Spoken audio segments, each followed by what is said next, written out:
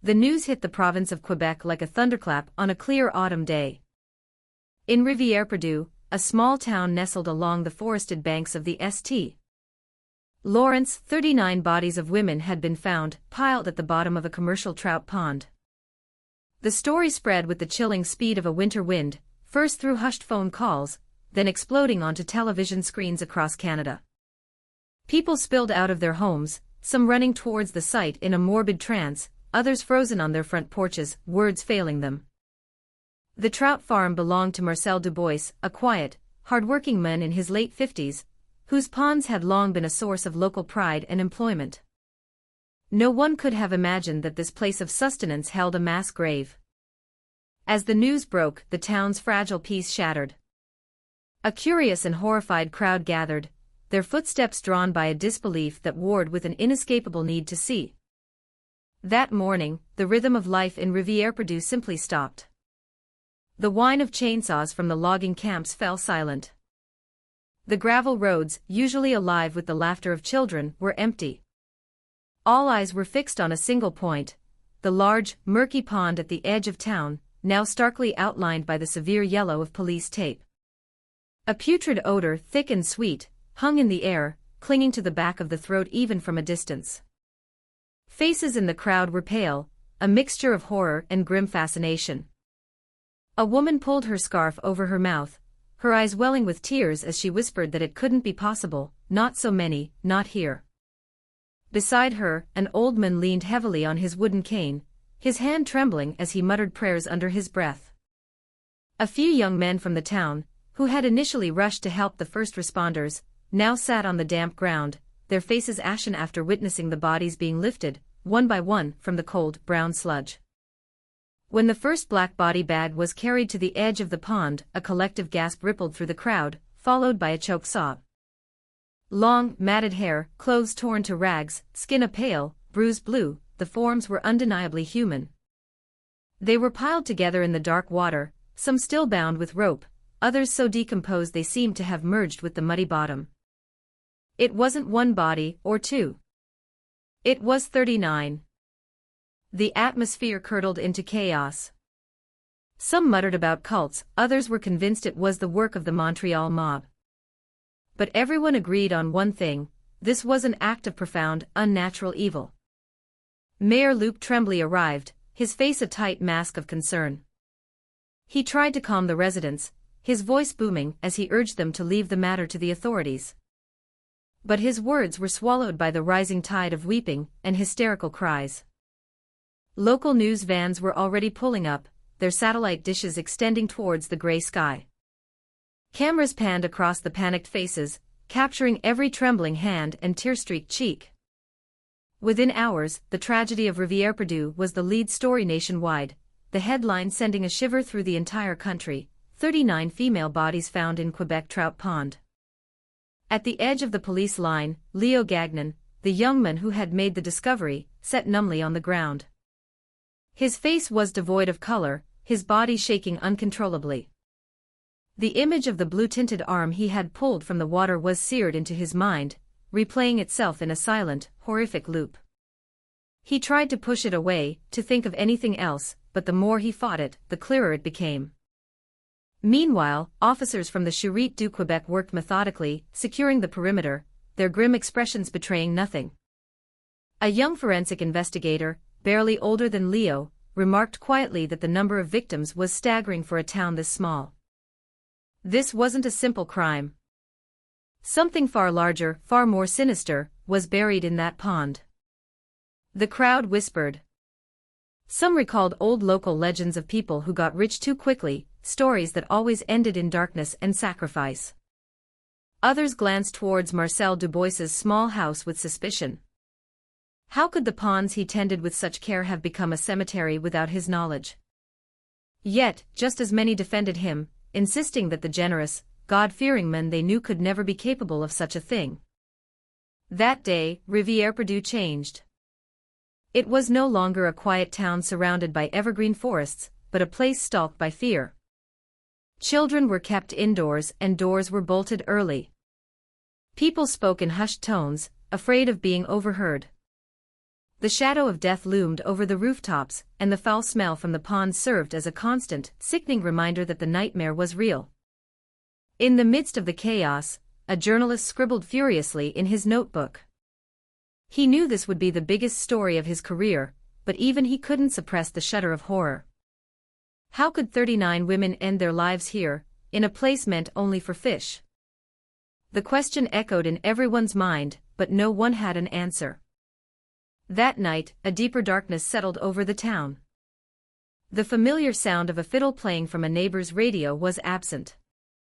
The local caskrut, usually buzzing with gossip, was silent. Only the chirping of crickets broke the stillness, their monotonous song a lonely witness to the day's horror. The people of Rivière-Perdue went to bed with heavy hearts, uncertain of what tomorrow would bring. But one thing was certain, since that terrible discovery, their town would never be the same. As evening fell, the weight in the air grew heavier. The bells of the small stone church on the main road chimed, their call sounding mournful and thin. Unlike a typical Sunday, very few attended Mass. Most residents stayed home, locking their doors and drawing their curtains tight. Mothers lit candles early, chasing away shadows that seemed to hold new menace. Their young children asked with innocent curiosity why everyone was crying, but their parents could only stroke their hair, offering no answers. Leo Gagnon couldn't sleep. The image of the dark, sodden cloth he'd snagged with the pole haunted him. Every time he closed his eyes, he saw the bloated, bluish arm, and felt a phantom coldness, as if its dead flesh had touched his own. His breathing was shallow, his chest tight with anxiety. He crept out of his house and sat on the porch steps, staring up at a sky where the stars seemed dim and distant. A cold wind rustled through the pine trees, a sound that usually brought him comfort but now felt like a chilling whisper. In the distance, the trout farm was illuminated by the harsh glare of police floodlights, making the main pond look like a black wound in the earth. The few cars that passed sped up, their drivers refusing to look in that direction. For them, the place was no longer a landmark of local industry, but a tomb that held a terrifying secret. In the town hall, a few community leaders gathered in secret. They lit a candle and prayed together, asking for protection, for deliverance from whatever evil had befallen their home. But in the quiet recesses of their hearts, a question took root, too frightening to speak aloud. Who could do such a thing? And why here, in their peaceful town? That night, Rivière-Perdue was utterly still, save for the sound of the wind sighing through the trees, and the occasional howl of a distant dog. But beneath the silence, everyone felt the bitter truth. Their lives had been irrevocably altered. From the moment 39 bodies were pulled from the water, the town's peace had been buried along with them in the cold, murky sludge. For generations, Rivière-Perdue, on the outskirts of Quebec's more populated regions, had been defined by its tranquility. Long before the discovery of the bodies shattered its calm, life there moved to a slow, predictable rhythm. The mornings began with a cool mist rolling off the river, carrying the scent of damp earth and pine needles from the vast surrounding forests. The crow of a rooster echoed through the crisp air, mingling with the lowing of cattle in nearby barns. The townspeople believed that the morning was a blessing, a time when the world was new and full of promise. Children ran along the dirt paths that crisscrossed the village, clutching hockey sticks made from fallen branches or simply chasing each other with shrieks of laughter that warmed the morning air. Mothers were busy in their kitchens, the smell of fresh coffee and frying bacon wafting from open windows. Meanwhile, the men headed to the logging camps or the fishing boats, their faces weathered by sun and wind. In the afternoons, the town took on a different but no less beautiful energy. Teenagers returning from the regional school would gather at the local snack bar, sharing a plate of poutine and talking about their day. Young men played street hockey on the quietest road until dusk, their shouts and the slap of the puck against pavement echoing through the valley. The town hall was the heart of Rivière-Perdue. It was there that residents gathered for town meetings, bingo nights, or just to sit on the steps and share a coffee from the Tim Hortons down the road. Mayor Luc Tremblay was a frequent presence, his warm smile and firm handshake a source of comfort for many. He knew every family by name, and was never too busy to ask about a sick relative or a new baby. People called him the father of the town, a title he wore with humble pride. The town also held fast to its traditions. Every summer, the Fête de la Saint-Jean brought everyone together for bonfires, folk music, and fireworks over the river. In winter, the church organized a Christmas market, its small stalls filled with handmade crafts and tourtières. These moments of shared community were the threads that wove the town into a single, extended family. Little had changed in Rivière-Perdue for decades. The roads remained mostly unpaved. The dense forest stretched for miles in every direction, a sea of green in the summer, and a blanket of white in the winter. The people lived off the land from logging, fishing, and small businesses. Life was slow, measured by seasons rather than hours, and imbued with a deep, unspoken patience. But amid this peaceful backdrop, one place had become a symbol of the town's quiet success: Marcel Dubois's trout farm. The large, clean ponds he had painstakingly built were a source of local pride. He provided steady work for several young men in town, paying them fairly to feed the fish and maintain the equipment.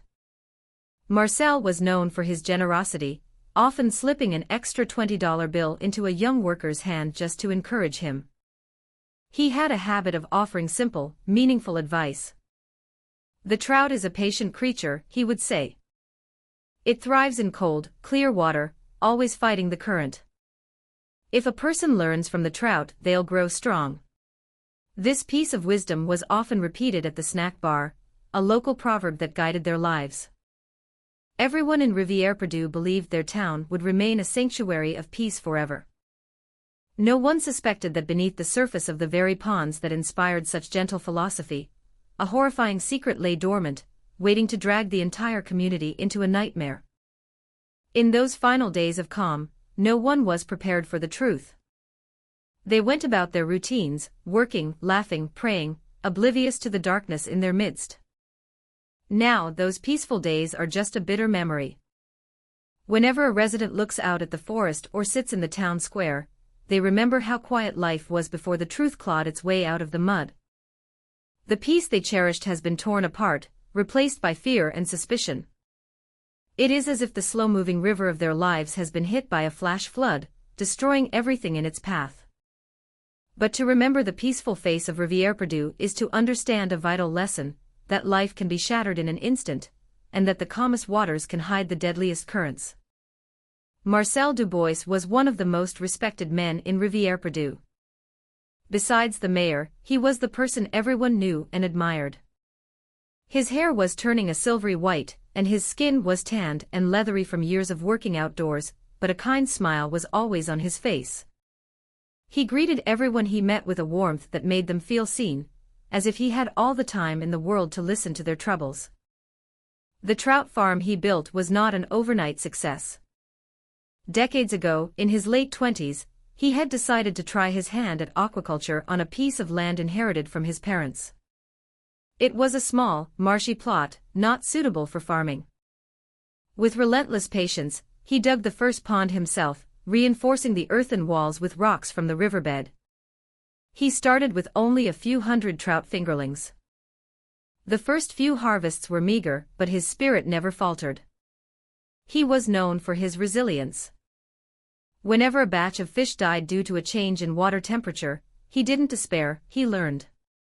He studied, experimented, and eventually built a simple but effective circulation system using old pipes to keep the water oxygenated. From there, his ponds began to thrive. Slowly, his income grew. He bought the adjacent land, dug more ponds, and expanded his operation. By now, he had more than 10 large ponds, supplying trout to restaurants across the province. The townspeople saw him as a role model. He hadn't just built a business, he had created opportunities. Many young men who hadn't finished high school found steady work at his farm. Some fed the fish, some cleaned the filters, and others provided nighttime security. Marcel was never stingy with pay, in fact, he often paid more than the going rate. His reasoning was simple: he wanted to keep the young men from losing their hope and leaving town for the city. He also loved to share his philosophy: usually over coffee with the other town elders. "A trout is a strong creature," he'd say, his voice thoughtful. "It lives in cold, clear water, always facing the current. It doesn't complain, it just adapts and survives. If people could learn that, we could endure any hardship." His words were repeated so often they became part of the town's local wisdom. Many of the young men he employed took his advice to heart, a reminder to stay strong when life got tough. In his modest brick house, Marcel lived with his wife and 2 children. He was a devoted family man, never raising his voice to his wife, and doing everything he could to ensure his children got the education he never had. To him, school was the path to a better life, one free from the backbreaking labor he had known as a young man. The Dubois family life seemed completely normal. There was nothing strange or secretive about them. When there was a town wedding, Marcel always contributed fish for the feast. When someone passed away, he was one of the first to offer help. At Christmas, he donated generously to the local food bank. All this goodness made it impossible for people to believe that his ponds could be the site of such horror. For the young men of the town, working at Marcel's farm was a source of pride. They learned the value of hard work from him. Leo Gagnon was one of them. He often told his friends that Marcel was more than a boss, he was a mentor. He vividly remembered one afternoon, when he was complaining about being tired. Marcel had clapped him on the shoulder and said, "If we only look for the easy way, life will always feel heavy. But if we face the hard work, slowly, the burden gets lighter." Everyone believed Marcel Dubois was a good man. He was a symbol of perseverance, proof that a small-town person could succeed without forgetting where they came from. That was why, when the foul smell began to emanate from his ponds, no one dared to accuse him. They preferred to hold their noses and assume it was just the summer heat acting on the pond sludge. But fate was quietly setting the stage for a terrible revelation. The ponds that were once a symbol of life and prosperity were hiding a dark secret, a secret that would soon drag Marcel Dubois's good name into a storm of suspicion, forcing the people who admired him to confront a truth too painful to accept. Since he was a boy, Leo Gagnon had been accustomed to the earthy, slightly fishy smell of the trout ponds. It was just part of the landscape, the scent of his summer job. Every time he helped feed the fish at Marcel Dubois's farm, he took it in stride. But during the long, hot summer of 2023, he started to notice something different. That morning, as he hauled a sack of fish feed to the edge of the largest pond, his nostrils were assaulted by a foul stench. It wasn't the usual smell of fish and algae baking in the sun.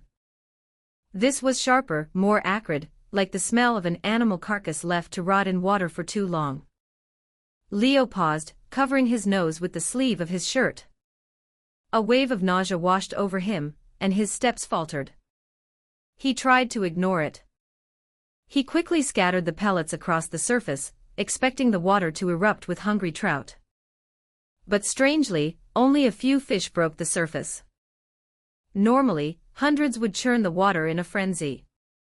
This time, the pond rippled for a moment, then fell still. Leo stared, confused. Marcel, who had come out of his small office, just offered a thin smile. He said it was normal. During a long dry spell, the water level dropped and the smell from the bottom sludge got stronger. Once the rains came, it would all wash away. Leo nodded, though a knot of doubt remained in his gut. He didn't want to be the young guy who asked too many questions. Besides, who was he to question Marcel Dubois, the most respected man in town? In the following days, the smell worsened. Whenever the wind blew from the direction of the farm, residents nearby felt dizzy. One woman complained of a constant headache. A father said his son refused to walk on the path near the ponds anymore, unable to stand the odor. This became a common topic of conversation at the local casse-croûte. But for every complaint, there was always someone ready to defend Marcel. "It's a fish farm, what do you expect?" "Of course it smells," the old-timers would say, ending the discussion. Leo grew more uneasy. Each time he went to feed the fish, he had to hold his breath. At night, when the wind carried the stench to his bedroom window, he would wake up feeling sick. He sat on the edge of his bed, staring at the wooden ceiling of his family's small house. He had a bad feeling he couldn't articulate, a sense of deep wrongness. But he kept it to himself, afraid of being accused of stirring up trouble. One afternoon, he sat at the snack bar, listening to the hushed conversations. A woman held a napkin to her nose and said, "Something just isn't right." Another young man whispered that maybe someone had dumped something in the pond. But the talk stopped abruptly when Mayor Tremblay walked past the window. Everyone fell silent, pretending to be absorbed in their coffee. That night, Leo was jolted awake again by a smell so overpowering it made his eyes water. He went outside and stood in his yard, looking towards the ponds, which were shrouded in a thin mist. The single security light at the edge of the farm was dim, almost out. The chirping of the crickets felt strangely subdued. Leo shivered, feeling as if the entire town was holding its breath. He wrapped his arms around himself, trying to quiet the pounding of his heart.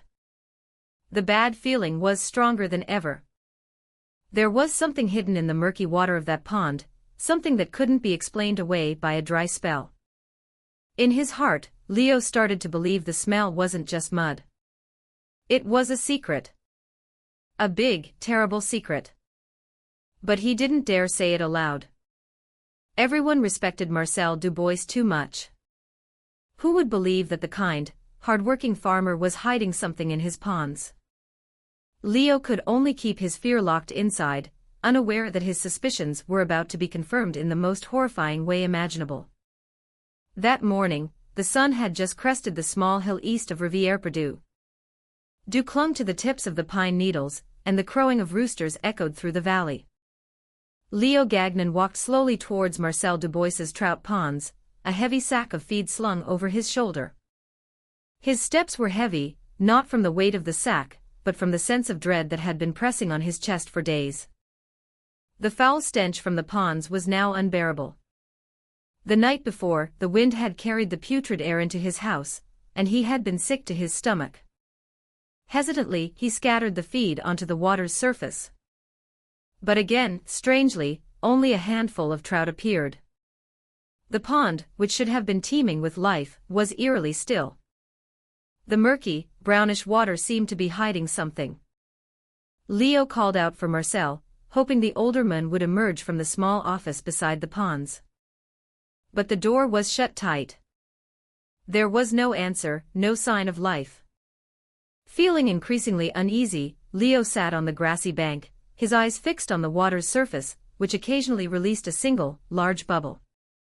The stench was overwhelming. He covered his nose with his hand. Curiosity got the better of him.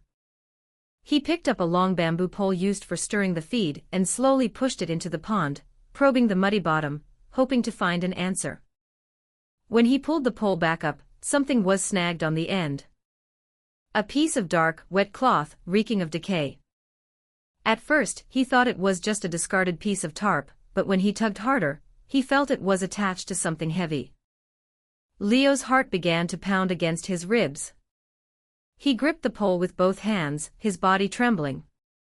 From the murky depths, a shape began to emerge, something that made his blood run cold. A human arm, blue and swollen, covered in mud, rose to the surface. The hairs on the back of his neck stood on end. He couldn't breathe. With a hoarse cry, he stumbled backwards, his body shaking violently, unable to look away. He scrambled to his feet, and ran as fast as he could towards the main road, his voice cracking as he screamed for help. "There's a body. There's a body in the pond." His frantic cries brought people rushing out of their houses. Some were still holding their coffee mugs, others ran barefoot. They followed Leo back to the pond. When they saw it with their own eyes, chaos erupted. An old man collapsed onto his knees, his face ashen. A woman screamed, a high, piercing sound, and covered her face with her hands. The news spread like a wildfire.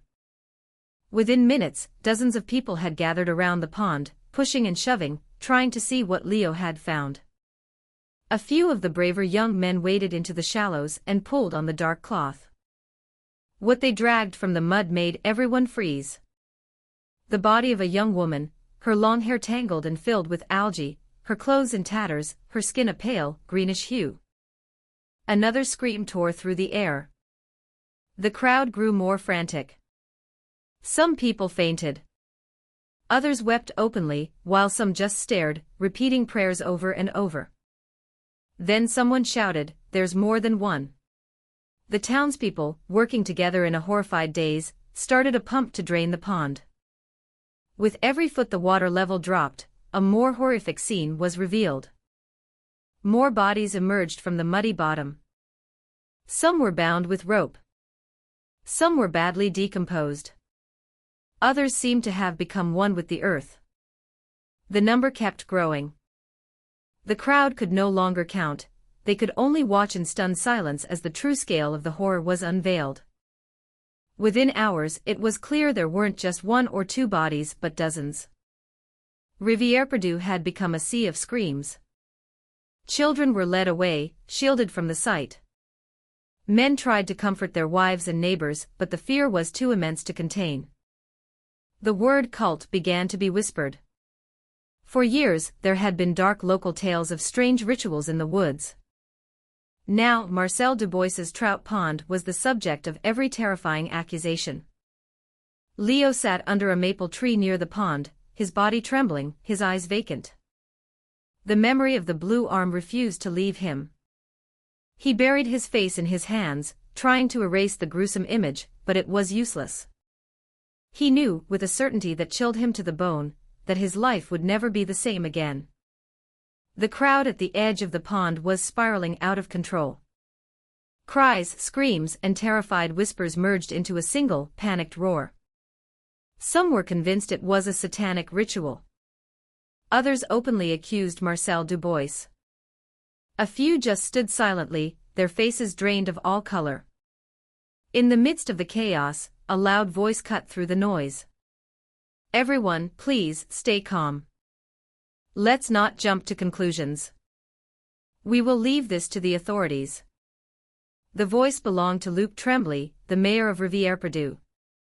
He had arrived with a few town officials, his crisp white shirt and dark trousers a stark contrast to the surrounding panic. Mayor Tremblay was known for his calm demeanor and generous spirit. In his 2 terms as mayor, he had always been there for his community. He helped pay for the school fees of children from low-income families, donated to road repairs, and even pitched in during the annual harvest. Many affectionately called him the father of the town. His presence at the trout pond seemed to offer a sliver of reassurance, at least for those who trusted him. But this time, though his voice was firm, his face was unusually pale, and a flicker of something unreadable, fear, perhaps, danced in his eyes. He stood at the edge of the growing crowd, trying to quell the whispers that were quickly turning into accusations. "People of Rivière-Perdue, let's not be divided by suspicion. We all know Marcel Dubois. He's a good man, a hard worker. He would never be capable of something like this." A few people nodded in agreement, calmed by his words. But others remained skeptical, their hushed whispers continuing in the background. Someone muttered that even good men can change. Another told his neighbor to be quiet, afraid of offending the mayor. Tremblay then walked over to Leo, who was still trembling under the maple tree. He placed a gentle hand on the young man's shoulder. "Leo, calm yourself. You did the right thing by telling everyone. Now, let the police do their job." His words were meant to be comforting, but Leo felt a strange chill. The mayor's gaze was unusually intense, as if he were trying to gauge something. Before long, cruisers from the Sûreté du Québec arrived, their sirens wailing. Yellow police tape was extended, pushing the crowd back. Officers began documenting the scene, their faces grim. The townspeople could only watch from a distance. The chaos slowly subsided into a tense, orderly silence, though the fear remained thick in the air. Local news crews descended on the scene. Their cameras focused on the panicked faces in the crowd, the weeping mothers, and of course, the pond, now a pit of mud and death. The headline spread quickly: 39 female bodies found in Quebec trout pond. Rivière-Perdue, a town that rarely made the news, was suddenly the center of national attention. Amid the media frenzy, Mayor Tremblay stood tall, answering reporters' questions with a steady voice. "We will cooperate fully with the police," he declared. "The community of Rivière-Perdue will find the truth." He projected an image of a strong, capable leader. But a few observant townspeople noticed something odd. Beneath his composed exterior, there was a deep, unsettling anxiety in his eyes. That night, as the initial shock began to wear off, Tremblay walked the quiet streets of the town. He stopped to speak with residents still sitting on their porches, offering words of reassurance. But whispers followed him down the road. Some said he was acting too calm.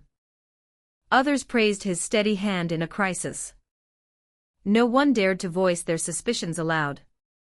They just harbored them in the privacy of their own hearts. To most, Tremblay was still their respected mayor. But for a few, new questions began to form. Why had he arrived at the scene so quickly, as if he already knew what had happened? And why did his face look so pale when he first saw the bodies being lifted from the mud? These questions hung in the night air, unanswered. But one thing was certain: the peace of their town had been fractured.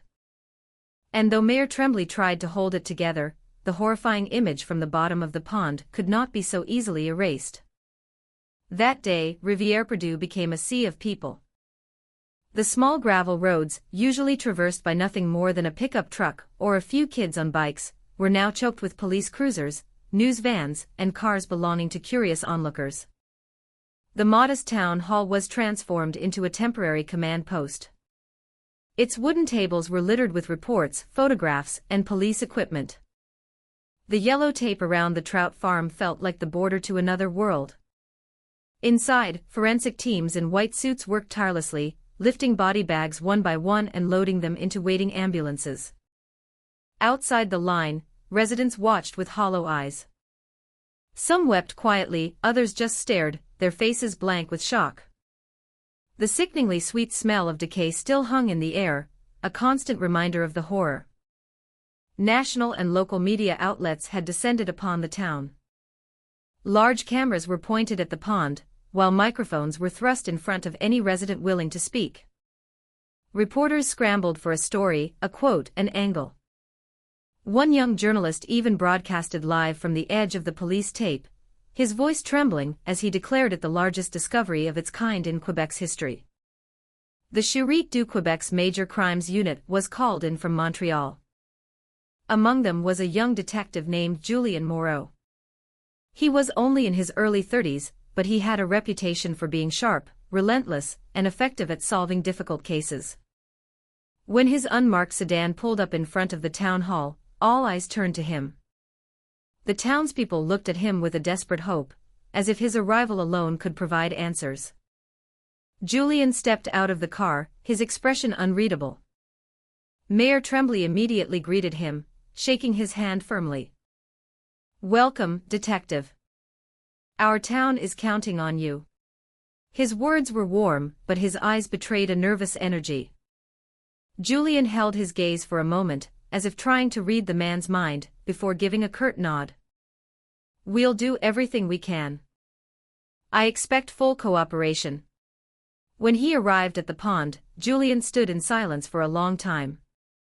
Before him lay a scene of methodical horror. The pond was half-drained, revealing a slick, dark mud. Soaked pieces of fabric and the partially uncovered remains of victims were still visible. The stench of death was so strong it penetrated the mask he wore. He had seen crime scenes before, but the sheer number of victims here made his stomach churn. At the edge of the police line, he spotted a young man sitting alone, his face pale and his eyes empty. Julien asked a local officer who he was. "That's Leo," the officer replied. "The kid who found them." Julien approached and sat down beside him. "Tell me what happened," he said, his voice gentle. From the beginning. With a trembling voice, Leo recounted his story, the foul smell, the strange cloth, the horrifying discovery of the arm. His words were halting, but his sincerity was palpable. Julian listened intently, placing a reassuring hand on his shoulder. In his gut, he knew this kid wasn't a suspect, he was a witness to something that would haunt him for the rest of his life. Meanwhile, the town buzzed with a nervous energy. Reporters swarmed, trying to get past the police line. Residents gathered at the caskrut, trading theories and fears. Some still insisted it was a cult, while others were convinced it was organized crime. The once quiet town had become a stage for a national tragedy. Back at the town hall, a large whiteboard was set up. The names of potential victims began to be listed as police cross-referenced missing persons reports from the past 2 decades. The data piled up, revealing a chilling pattern. This was not a recent event, but the culmination of years of hidden violence. As night fell, the town remained on edge.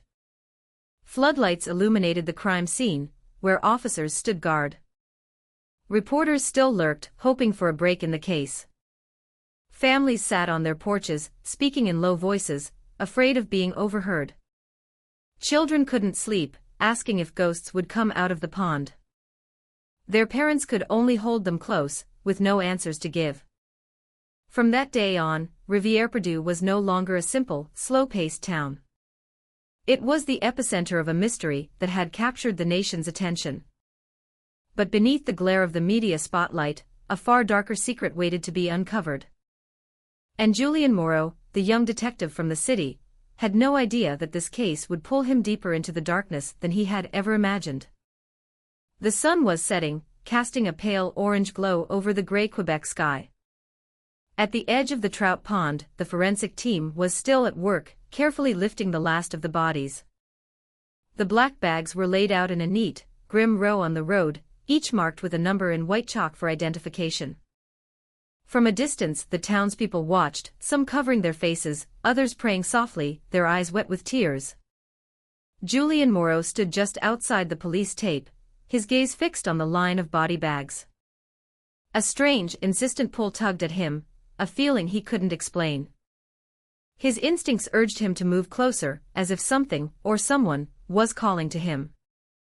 One of the bags had yet to be loaded into the ambulance. Julian asked for permission to see it. The forensic officer hesitated, but Julian insisted. With a hand that trembled slightly, he slowly pulled down the zipper. The stench of decay hit him like a physical blow, but he forced himself to look. The face that emerged from the bag stopped his heart. It was a woman in her 40s. Her long hair was matted with mud, her features distorted by time and water. But the lines of her face, the shape of her jaw, the curve of her brow, were achingly familiar. Julian staggered back, a strangled gasp escaping his lips. His chest tightened, and the world around him seemed to go silent. In the deepest part of his soul, a single word formed, "Maman." The word was barely a whisper, but the officers standing nearby saw the color drain from his face. One of them asked if he knew the victim. Julian took a deep, shuddering breath, struggling to regain his composure. He nodded slowly. She looks just like my mother, Isabel. She disappeared 20 years ago." A stunned silence fell over the team. No one had imagined that the detective sent from Montreal would find his own long-lost mother among the dead. Memories flooded Julian's mind, a flash of himself as a small boy, sitting on the porch steps of their home in a nearby town, waiting for his mother to return from her job at a diner. But she never came back. The local police said she had probably just left, started a new life somewhere else. Over time, everyone else seemed to forget. But for Julian, the wound had never truly healed. Now, after 2 decades of uncertainty, the answer had come in the most brutal way imaginable. His mother hadn't left. She had been taken. Buried with dozens of other women at the bottom of a cold, dark pond. Julian zipped the body bag shut. A single tear escaped and traced a path down his cheek, but his voice was steady, laced with a new, steely resolve. "Whatever happens," he said, "I will continue my duties on this case. But from this moment on, this is also personal." That night, as a sliver of moon hung in the dark sky, Julian stood alone at the edge of the pond. The foul smell still lingered, but he didn't move. He stared into the murky pit that had just given up its dead. In a raw, broken whisper, he made a promise. "Maman, I swear I will find who did this to you. And I will make them pay." The night wind rustled the leaves of the surrounding birch trees, as if the entire forest had heard his vow. Rivière-Perdu was quiet, listening to the oath of a son to his mother. But beneath that silence, a storm was brewing, a storm that would drag Julian into a conspiracy darker than anything he had ever known. In the days following the discovery of his mother's body, Julian barely slept. The town hall, now a makeshift investigation headquarters, was filled with stacks of files. Missing persons reports from across the province had been gathered, each yellowed page a story of a life interrupted. Julian sat at a wooden table, his face taut with exhaustion. His eyes were red-rimmed, but his hand was steady as he marked each report with a red pen. A pattern began to emerge. The vast majority of the victims came from simple backgrounds. They had no known enemies, no significant debts, and no valuable assets. But they had all disappeared in a similar way, last seen near a bus station, a market, or on a quiet road on the outskirts of a town. After that, they had simply vanished. Julian stared at the old case files, his brow furrowed. Many of the reports, written years, even decades ago, had never been seriously investigated. Some were stamped with a simple "received" and then filed away. Others were listed as active missing persons cases, but it was clear no real effort had been made to find them. It was as if an invisible hand had ensured these cases were left to gather dust. He slammed his fist on the table, a low growl of frustration escaping his lips. How could so many reports be ignored? His voice was quiet but laced with fury. His partner tried to reason with him. Maybe the old guard just assumed these women ran off, started new lives. Julian shook his head, his jaw tight. "No. This is too many. Dozens of women disappearing in the same way, and it all leads back here to this town." Later that night, he walked back to the pond. A pale moon cast an eerie glow on the remaining murky water. The smell of decay still clung to the air, making his chest ache. He stood there for a long time, clutching the worn photograph of his mother that he kept in his wallet. "Maman," he whispered to the darkness. "You didn't just disappear. You were a victim of a crime that was deliberately covered up. I promise you, I will bring it all to light." As he turned to leave, a figure approached him in the gloom. It was Leo, the young man who had found the bodies. His face was pale, but his eyes held a new resolve. "Detective Moreau," he said quietly. "I remembered something. A few nights before the smell got really bad, I saw a big transport truck coming into town. It always came late at night, never during the day." Julian's focus sharpened. "Did you recognize the truck? Who did it belong to?" Leo shook his head. "No, sir. But I once saw the driver talking to one of Mayor Tremblay's men." The name hit Julian like a punch to the gut. The respected mayor, the father of the town, was now linked to a mysterious truck that appeared only in the dead of night. He placed a hand on Leo's shoulder, his voice low and urgent. "Don't tell anyone else about this. It could be dangerous." From that moment on, Julian's suspicion solidified into a chilling certainty. This wasn't just a series of murders. It was an organized operation, a conspiracy involving powerful people who had been hiding in plain sight for years. They were all around him, perhaps even the ones he spoke to every day. Julian returned to the town hall and opened his notebook. His eyes burned with a fierce determination. He was no longer just dealing with a killer. He was facing a deep-rooted conspiracy, one that had the power to silence anyone who dared to uncover the truth. The air in Rivière-Perdue felt heavy and oppressive that night. A slow wind rustled the leaves of the maple trees, a sound that did little to break the tense silence. Julien sat in his unmarked car, parked in the shadows across from the town's main road. His eyes were heavy with fatigue, but his mind was racing. Leo's words about the large truck echoed in his thoughts, a truck that arrived in secret, under the cover of darkness. Around midnight, a pair of faint headlights appeared on the highway. Julien sat up, his senses on high alert. A large, gray, unmarked transport truck turned slowly onto the town's main road. Its lights were dimmed, making it nearly invisible against the dark backdrop of the forest. The truck stopped near an old, abandoned warehouse on the edge of town. The building was covered in moss, its roof sagging, and it had been empty for years. But that night, two men emerged from the truck's cab and unlocked the large sliding door. From the shadows, Julien watched, his heart pounding. He could hear the clank of metal, and then, faintly, the sound of a muffled cry.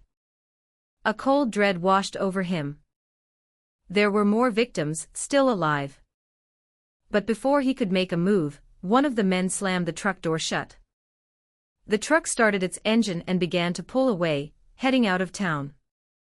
Julien immediately started his car and began to follow, keeping a safe distance. But after a few hundred meters, a motorcycle with two men in dark helmets roared up behind him. They revved their engine loudly, a clear signal that he was being watched. Julien realized with a sinking feeling that if he continued to follow the truck, his cover would be blown. With a curse, he pulled over, shut off his lights, and watched the truck disappear around a bend in the road. He slammed his steering wheel in frustration. The chance to save a victim had just slipped through his fingers. But the encounter had confirmed his darkest suspicions. The discovery in the pond wasn't the work of some local myth or cult. This was a sophisticated human trafficking ring. Young women were being kidnapped, sold, and when they were no longer useful, discarded like trash. And Rivière-Perdue was their dumping ground. The next morning, Julien called Leo to the command post. The young man arrived looking pale and haunted. Julien looked him straight in the eye. "Leo, are you certain you saw the truck driver talking to someone from the mayor's office?" Leo nodded, his body trembling slightly but his voice firm. "I don't know his name, but I saw him on the steps of the town hall with one of Mayor Tremblay's aides." Julien took a deep breath. The pieces of the puzzle were falling into place. The name of the man the whole town revered was now at the center of the investigation. But as a detective, he knew he couldn't act on suspicion alone. He needed concrete proof, a witness, a confession that couldn't be denied. That night, Julien wrote in his small notebook.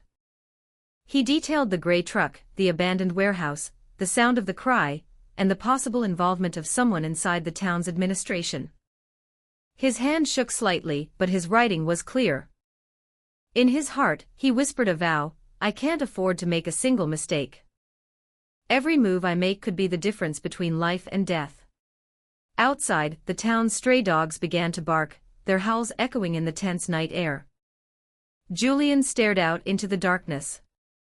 He knew one thing for certain: the hunt had just begun, and the gray truck was the key to unlocking a secret that had been buried for far too long. In the days that followed, the tranquility of Rivière-Perdue was gone. Every corner of the town was filled with whispers. Some still clung to the idea of a dark cult, but a growing number of residents began to suspect that a very real, human evil was at play. For Julien, however, all doubt had been erased. He had seen the truck carrying its human cargo. He had heard the desperate cry from within its metal walls. This was not folklore, it was a living, breathing nightmare. Back at the command post, the stack of missing persons reports grew. The forensic team had begun to make matches, linking the identities of the victims in the pond to the old, dusty files. One by one, their names were put on the board. Most were young women from poor families. They were not wealthy or influential. They were just small-town girls who had vanished without a trace. Julian stood before the large whiteboard in the command post. With a red marker, he drew lines connecting the locations where each victim had disappeared. The lines converged, forming a dark web that centered directly on Rivière-Perdue. The more he stared at it, the clearer it became. This quiet town was the final, tragic destination in a dark journey. That afternoon, Julian met with two senior detectives from Montreal. They sat around a table, discussing the case. One of them asked, "Are you sure we're not dealing with some kind of ritualistic killer? The local rumors are getting intense." Julian looked at him, his gaze unwavering, and replied in a firm, low voice. "No. I saw it myself. A truck, armed men, a victim who was still alive. This isn't the work of some ghost. This is human trafficking." His words hung in the air, heavy and chilling. Everyone in the room fell silent, realizing the immense scale of the network they were up against. If this was a trafficking syndicate, the perpetrators weren't just a few local criminals. There was big money, sophisticated logistics, and most likely, protection from powerful people. That night, Julian stood at the edge of a field overlooking the trout pond. The wind carried the last vestiges of the foul smell, a scent he would never forget. He stared at the dark, muddy pit, as if he could speak to his mother whose body had rested there. "Maman," he whispered. "This wasn't some myth. The people who did this were human. Greedy, soulless humans who sold lives for money. I swear I will expose them all." Leo approached him quietly, his face etched with worry. "Sir," he said, "I hear people are still scared. They don't know what to believe. Some are starting to suspect that powerful people in town are involved." Julian looked at the young man, his expression grim but resolute. "Let them talk. The more they suspect, the harder it will be for the guilty to hide." He took a sip of the coffee Leo had brought him. He knew his next steps would be perilous. Targeting powerful figures like the mayor meant going up against people with money, influence, and a willingness to do anything to protect their secrets. But he also knew that without that risk, there would be no justice. Julian opened his notebook again. On a fresh page, he wrote in bold letters, "This is not a cult. This is a human trafficking ring, involving powerful people and big money." He closed the book with a snap. His eyes scanned the dark, sleeping town. Beneath the chirping of the crickets, he could almost feel the secretive movements of those who were watching him. But he was not afraid. His resolve was absolute. From that night on, he was no longer investigating a local horror story. He was dismantling a ruthless human trafficking syndicate that had hidden itself behind the welcoming smile of a small Quebec town. That morning, the sky over Quebec was a heavy, oppressive gray, mirroring the weight on Julian's shoulders. At the town hall, he sat at his temporary desk, surrounded by stacks of files. His face was etched with fatigue, but his mind was sharp, turning over the pieces of the puzzle. Something Leo had said kept bothering him, the truck driver seen talking with one of Mayor Tremblay's aides. Luc Tremblay was the image of a perfect public servant. His smile was warm, his demeanor fatherly. He had led Rivière-Perdue for 2 terms, earning the trust and affection of its residents. He was at every town festival, every funeral, every fundraiser. No one had ever had a bad word to say about him. But it was precisely that flawless reputation that made Julian uneasy. He knew that those who appeared too perfect often hid the deepest shadows. That afternoon, Julian decided to pay the mayor a visit at his office. Tremblay greeted him with his usual warmth, his smile as welcoming as ever. "Detective Moreau," he said, "I am so deeply troubled by what has happened.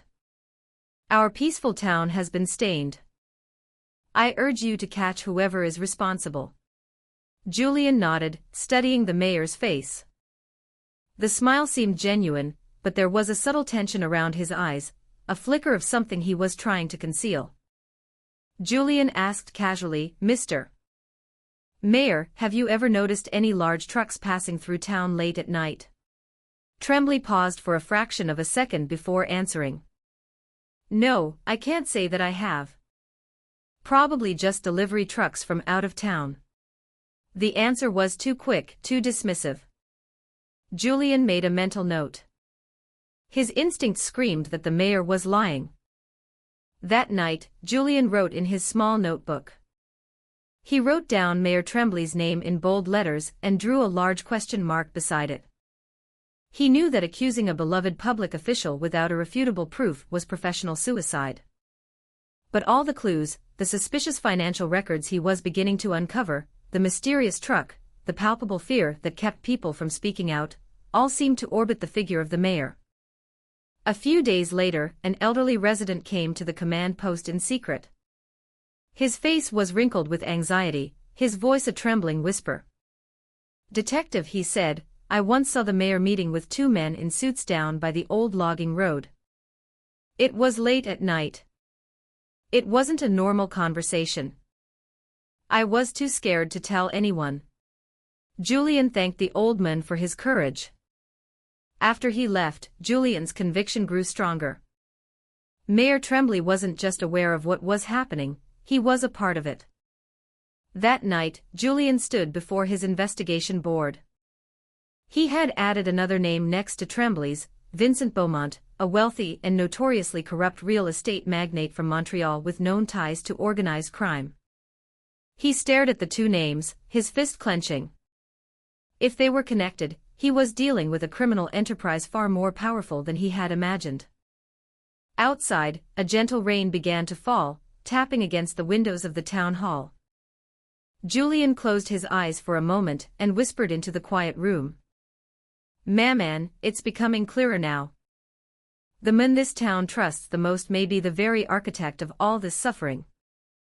The air in Quebec was hot and sticky that day. The sun beat down on Rivière-Perdu, kicking up dust from the dry gravel roads. Inside the command post, Julian sat with a furrowed brow, a brown file folder open before him. It contained new documents sent by the Financial Crimes Unit in Montreal. His heart hammered against his ribs as he turned the pages. There, in black and white, were the financial records of several town officials, including the personal bank account of Mayor Luc Tremblay. Julian read them carefully. The numbers were staggering, far exceeding the salary of a small-town mayor. Every 3 months, large sums of money, hundreds of thousands of dollars, were deposited into his account. The more he read, the more his suspicion hardened into certainty. What made his blood run cold was the source of the funds, a holding company owned by Vincent Beaumont, the powerful and slippery Montreal businessman. Beaumont had been implicated in gambling and fraud schemes before but had always managed to evade prosecution. The name was infamous in Quebec's law enforcement circles. Julian knew how powerful Beaumont was, and how difficult it would be to take him down without an airtight case. He gripped the documents, his hand trembling with a mixture of anger and excitement. He finally had a direct link between Tremblay and Beaumont. The town believed their mayor was a benevolent leader, but in reality, he was on the payroll of a major criminal. That afternoon, Julian acted casual. He went to Mayor Tremblay's house, a large, modern home that stood in stark contrast to the modest houses of his constituents. The mayor welcomed him with his usual friendly smile, offering him a hot cup of coffee. His voice was smooth and reassuring, as if he were genuinely concerned about the investigation. Julian played along, a faint smile on his own face, hiding the turmoil in his heart. Every word from Tremblay's mouth was honeyed, but to Julian, it was all a mask. After the meeting, Julian made a crucial entry in his notebook. "Tremblay is receiving huge payments from Beaumont. The money is funneled through accounts disguised as funding for town development projects, but the amounts are nonsensical." That night, Julian sat on the steps of the town hall, lost in thought. The sound of crickets filled the air, and a single lamp cast a warm glow on the porch. He reopened the financial reports and stared at Vincent Beaumont's name. If this money was payment for his silence and cooperation in the human trafficking ring, then this conspiracy wasn't just local. It was orchestrated by a powerful figure with connections that could reach anywhere. A little while later, Leo appeared with a mug of coffee. The young man's face was etched with worry. "Detective Moreau," he said, "I hear the townspeople are getting restless. Some still believe the old legends, but others are starting to suspect that important people in town are involved." Julian looked at him, his eyes filled with a grim understanding. "Let them wonder. The more suspicious they become, the less room the guilty will have to hide." He took a slow sip of the hot coffee. He knew his next move was incredibly dangerous. Going after men like Tremblay and Beaumont meant challenging power, money, and influence. But he also knew that without that courage, the truth would remain buried forever. Julian closed the file, his gaze fixed on the dark, silent fields beyond the town. That night, he made a promise to himself. The trail of dark money would be the key that unlocked the door to this entire conspiracy. That night, the sky over Montreal was overcast, the moon hidden behind a thick blanket of clouds. Julian Moreau, dressed in a simple black jacket and jeans, moved through the shadows of a sprawling industrial rail yard. He was undercover, his police ID tucked away, a miniature camera concealed in the button of his jacket. An informant had tipped him off that an old warehouse near the tracks was a frequent meeting spot for Vincent Beaumont's illicit operations. When he reached the location, he parked his rented car behind a stack of shipping containers. In the distance, he could see a few luxury cars parked outside the dimly lit warehouse. Men in expensive suits moved back and forth, carrying black briefcases, their movements efficient and practiced. Julian crept closer, his breath held tight, and positioned himself behind a crumbling brick wall. He activated the small camera and began to record.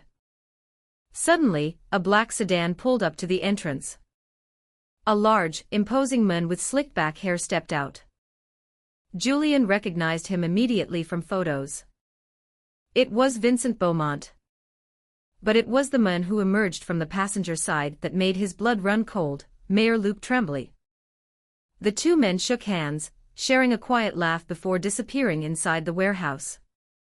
Julian's suspicions were confirmed. They were working together. He moved to the side of the building, where a cracked window offered a narrow view. From the sliver of space, he could overhear their conversation. Beaumont's deep voice was clear. "The numbers are all accounted for. The shipment is ready to leave next week. If there are no complications, the merchandise will reach its destination." Tremblay replied in a calm, steady voice. "Good. My town is secure. People trust me. No one suspects a thing. The ponds are no longer usable, but we can find another place." Julian gripped the camera, his knuckles white. Merchandise. The word was a clear reference to human beings. And the mention of the ponds connected everything. The trout farm was nothing more than a disposal site for the victims who were no longer of use to them. But then another voice, sharp and cautious, spoke up. "There's a cop sniffing around. His name is Julian Moreau." Julian froze. His name had been spoken. Beaumont's reply was chillingly indifferent. "Let him. If he gets too close, we'll get rid of him." Julian's heart hammered against his chest. He slowly backed away, terrified that the sound of his own breathing would give him away. A cold sweat trickled down his back. He knew now that he was playing a deadly game. One wrong move, and he would end up just like the women in the pond. He made his way back to his car, started the engine as quietly as he could, and drove away without looking back. Back at his small, temporary room, he documented every detail in his notebook. He had the meeting on camera. It was the golden piece of evidence he needed. But it was still risky. Without corroborating witnesses and data, it might not be enough. He stared at the investigation board, now covered in a web of red lines. It was all clear now. Rivière-Perdue was just a small stage for a grand, horrific play of human trafficking, directed by powerful and untouchable men. And he, a young detective, had stumbled too far into their world to ever turn back. That night, Rivière-Perdu was no longer quiet. The main road was filled with anxious residents, some holding makeshift torches, others gripping wooden clubs. They had heard that Vincent Beaumont and Mayor Tremblay were gathering with their men at the town hall. The flickering light from a bonfire cast dancing shadows on their tense faces. Julien stood before the crowd, flanked by his partner from Montreal and Leo, whose face was now filled with a grim resolve despite his youth. Julien knew this night was the final stand.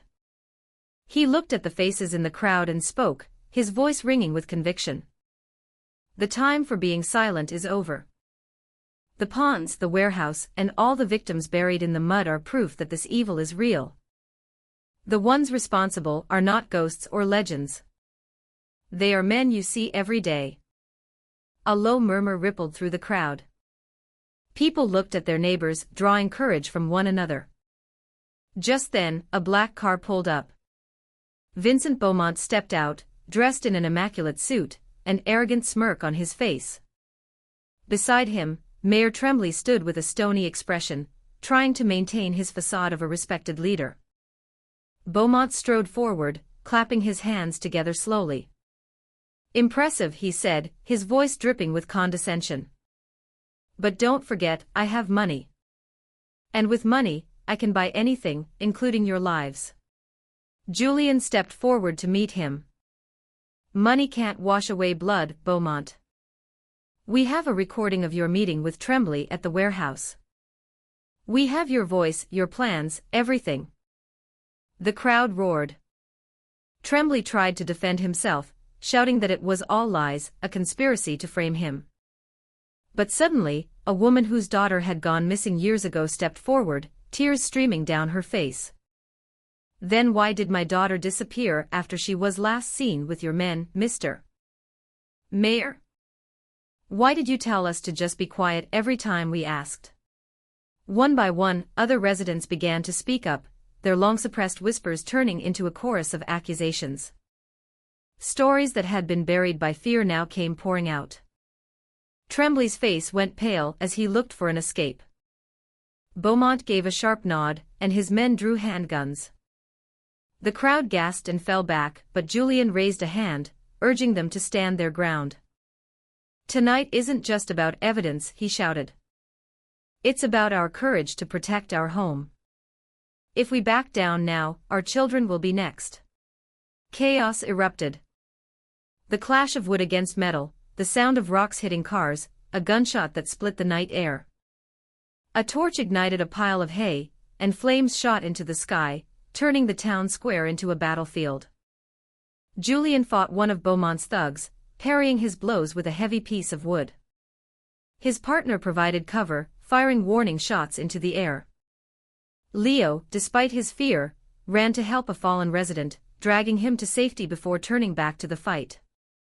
"Don't be afraid," he yelled, his voice cracking but full of fire. "There are more of us than them." His cry ignited the crowd's spirit. In the midst of the mayhem, sirens wailed in the distance. Blue and red lights sliced through the darkness as a dozen Charité du Quebec tactical vehicles screeched to a halt. Beaumont's men panicked. Some surrendered, others tried to flee but were quickly apprehended. Beaumont himself made a dash for his car, but Julien intercepted him, his own pistol aimed squarely at Beaumont's chest. "It's over." Beaumont sneered, still defiant. "You think you've won? My money will have me out of prison in a week." Julien's gaze was cold as ice.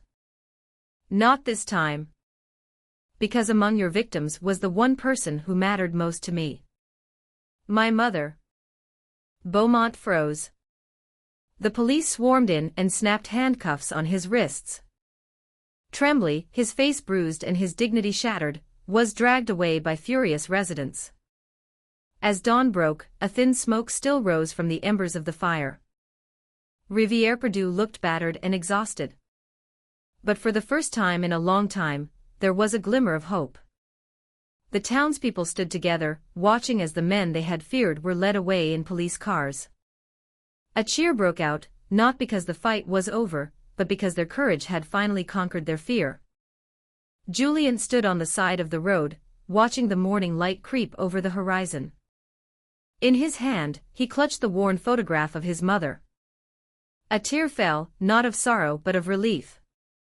"Maman," he whispered. "Your struggle was not in vain. I found the truth." He turned to the townspeople, his voice calm and full of meaning. "Remember this. Evil can hide behind a friendly smile, but nothing is stronger than the courage to speak the truth." That day, Rivière